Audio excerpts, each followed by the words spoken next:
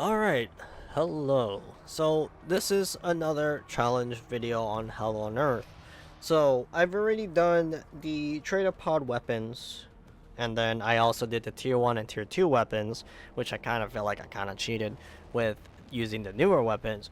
But today, this challenge is going to be no attachments or no mods. So basically, to specify, obviously if you have mods on your weapons, you have attachments. So basically no attachments, nothing.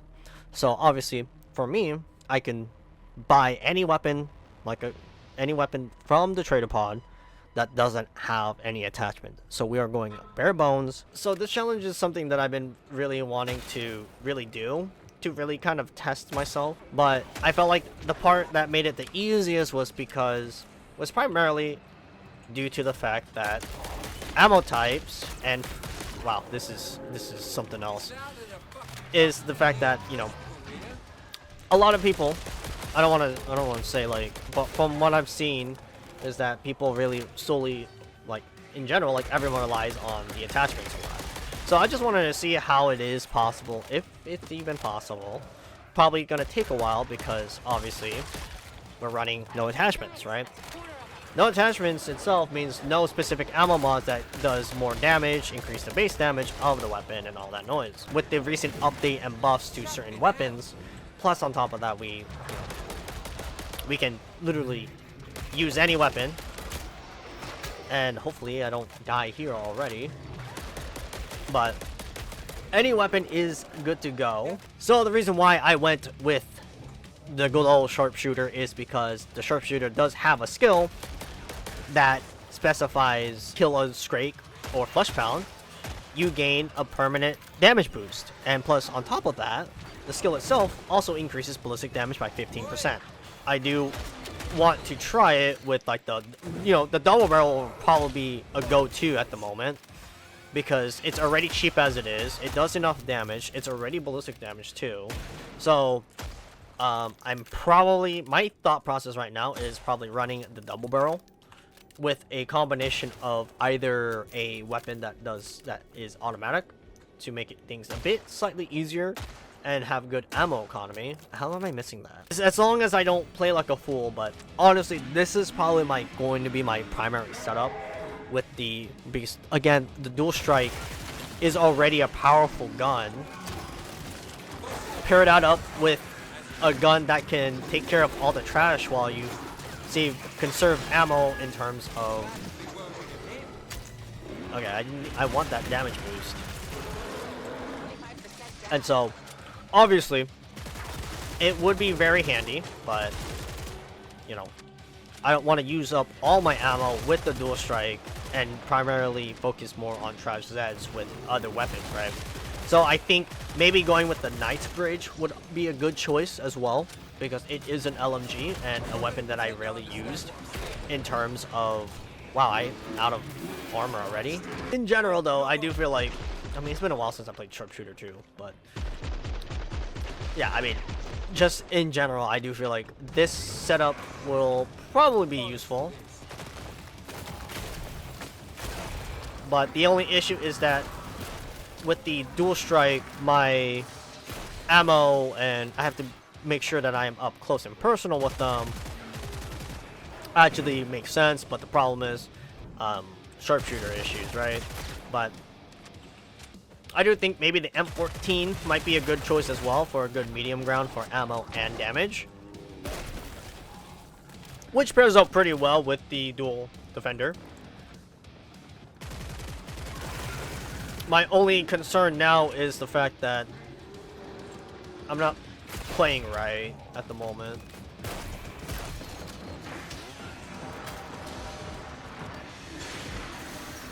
Okay, that was kind of scary.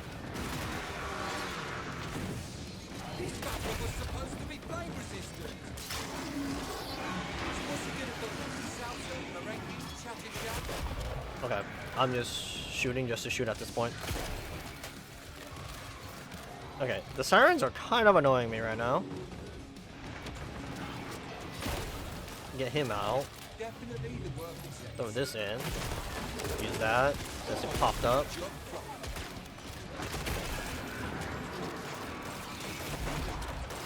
Okay. This is a bit tricky now.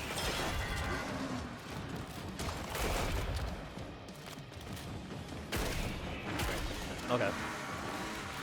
This is going to be a very interesting match now, because I do need a better ranged weapon. I think the Wraith at the moment would be sufficient, but we somehow got through it.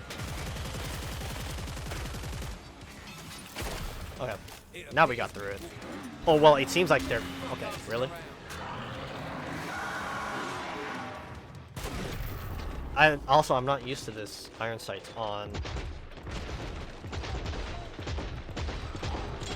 on the dual shotgun.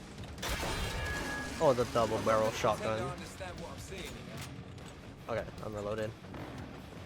Because running two weapons that are very... I don't want to say they're not ammo efficient, it's just the fact that if I'm primarily using the dual defender just to shoot both barrels, then the main issue is that I'm losing ammo every few times I miss, right? And if I'm not making those shots count, then there's my issue, right? But they did buff the Fieldmaster to be more effective hip firing as well, which is nice. I mean, I'm not upset about that, but I'm gonna snipe him. Dodge you. I think I saw... Wait, did I? Okay. We're using this. I've also been very risky recently when I've been leveling up the proficiency levels for some of these perks. I noticed I've been a lot more risky with when you going for the executes, because it's just, I don't know, like for me, I don't think they're worth it, but I still do them in case like it gives me, you know, saves me ammo, right? For the sharpshooter instead of the engineer, because one, obviously, like I said, the skill, as you guys see, if I kill or participate in any flesh pound or scrake kills, then I get a permanent buff the whole time. Because the reason why I didn't go with Rack 'em Up or Perfection is primarily because the fact that, I mean, they changed Rack 'em Up to be a bit different, if I'm being completely 100% honest. Because Rack 'em Up used to be anytime you hit a Zed in a crit spot. But now they made it so that when you kill a Zed with the crit, right? Then you get a permanent, not a permanent buff, but like a 10-second buff where... Oh god, I did not prepare myself for this. Where they actually get more, you get basically, I think you get roughly like 70%, or not really 70%, like I forgot what the percentage of, but you get 7 per stacks, right? And well, Perfection has 7 stacks, and obviously Perfection doesn't go away until you miss a Zed, or unless you miss hitting something. Perfection goes away.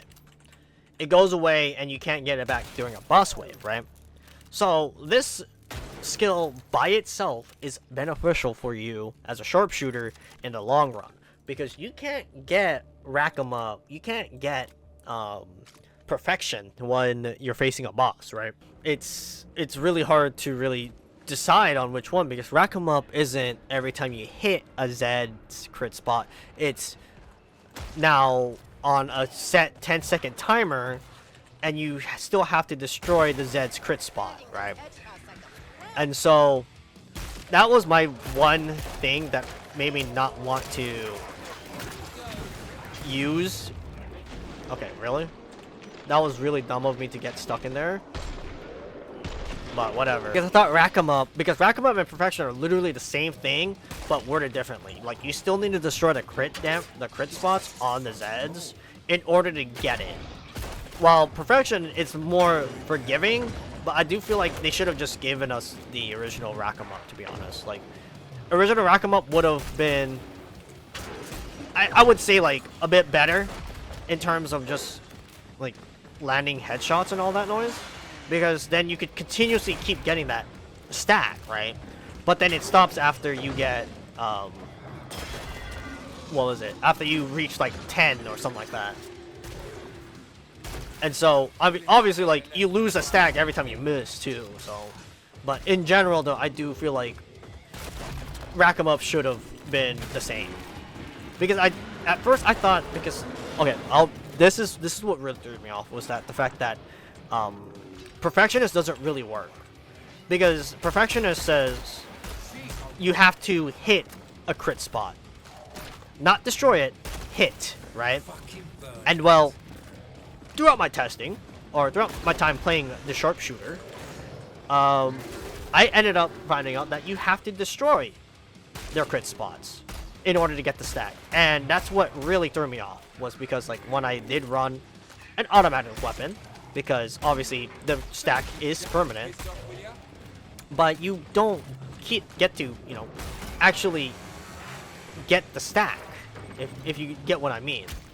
And what I mean by that is like, my gripe with it was the fact that they worded it saying you just have to hit the crit spot in order to get the stack, but the stack does not apply due to the fact that for some odd reason they decided to not tell you that you have to hit the crits, you have to destroy the crit spot in order to get it. Why is there so many sirens? Get out of my face.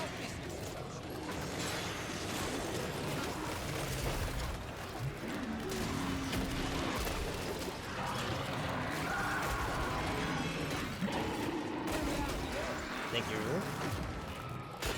Thank you.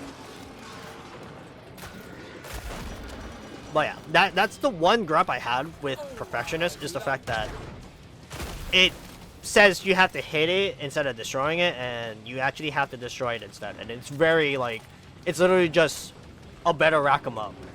You know, like, Rack 'em Up isn't the same. Whoa, she just flew. I do feel like it's a very missed opportunity to really make it feel like Rack 'em Up rather than a weird downgraded, and then you have Perfectionist, which is pretty much a better Rack 'em Up because you don't lose your stacks until you miss. So it's like they split Rack 'em Up from 2 to become what it is now, where they took the main features where like you do have to hit, but you don't have a cooldown for it. It doesn't decay over time, right? So I mean, that's nice, that's cool, but my concern was the fact that with okay,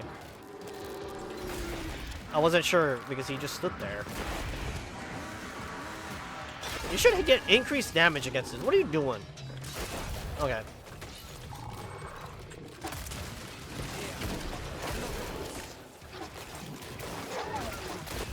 Okay, we're good. I just didn't want to be worried about trying to land shots all that often. But since we do have increased damage... Wow. Oh, I thought I already took off his faceplate. Oh yeah, now we took off his faceplate. But, I mean, besides the rant about Rack 'em Up and Perfectionist being exactly the same thing, yeah, I mean, other than that, I mean, running this build has been fairly kind to me. So, that's why I did want to at least try it out with this challenge, with no attachments at all. I will say, though, the ammo is going to be a problem here. I need to save my grenades for when they decide to spawn all of them at the same time. Okay, that was bad on my part. The main issue is that a majority of the spawns are going to be flesh pounds the whole time.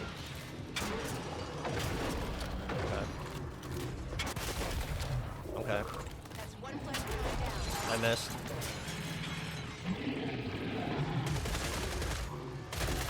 Yeah, maybe. Just a slight maybe. But,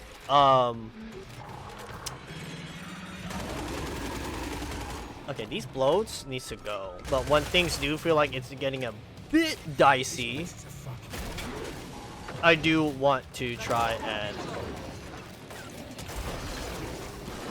Okay, seriously? Are you serious? This would be a good time to throw this. That wasn't a crit? Oh my god, he ducked. Is Sir's still active? Oh, now it's... Okay, cool. Sick turret! What a sick turret, dude! A true lifesaver right there. He's gonna spawn right in front of me. Like always. Cool. Jesus Christ, where are all of these bloats? Another one just spawned too? Are you serious? When did the other one die? I should be more focused on what is happening and to make sure that nothing creeps up behind me. But I do want to kill the bloat. Okay, where are these bloats, dude? Why is there so many? Why is there like a full gingerbread trail, cookie crumb trail of all of these? Jesus, they need to relax on all of that. They're doing too much. Something broke. I don't know if that was that Fleshpound's faceplate. It was his Fleshpound's faceplate. What did I just say? I'm glad that no husks spawn. I think the Fleshpounds take over the husks spawn as well. Thank goodness, because that would be so annoying to deal with. If it's all Fleshpounds instead of bloats, it's husks instead. Ooh, would have hated that. We are now at 21 left. I think I got this in the bag. Unless they decide to throw more Myers at me. Another Fleshpound.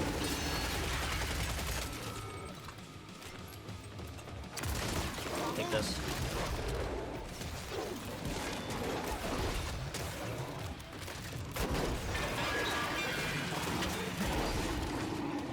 Another Fleshpound.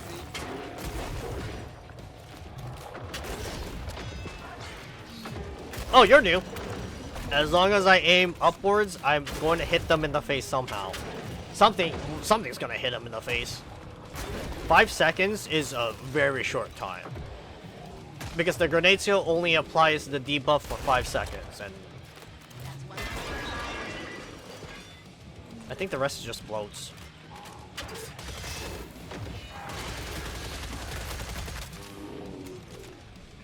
Wow, that bloat went through it. Holy cow. Dragon's Breath is the same thing as the... Okay, well, I made a mistake. I mean, at least I covered everything, but I do feel like... I think Ballistic's neutral against the Chimera. So, we'll see how long this takes. I'm already at, like, almost, like, 45 minutes. But, you know, that's fine. If only there was, like, some sort of frost weapon. Would have been pretty good right about now. I mean, the Chimera's not bad. It's just very... He's just very tanky. If I'm being completely honest, I think if I were to change how I would run this, definitely not the Dragon's Breath.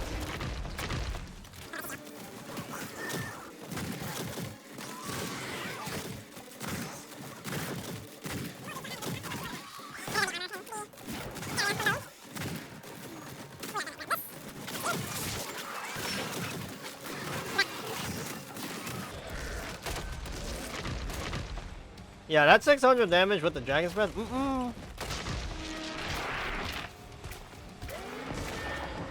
It ain't much, but it's a living.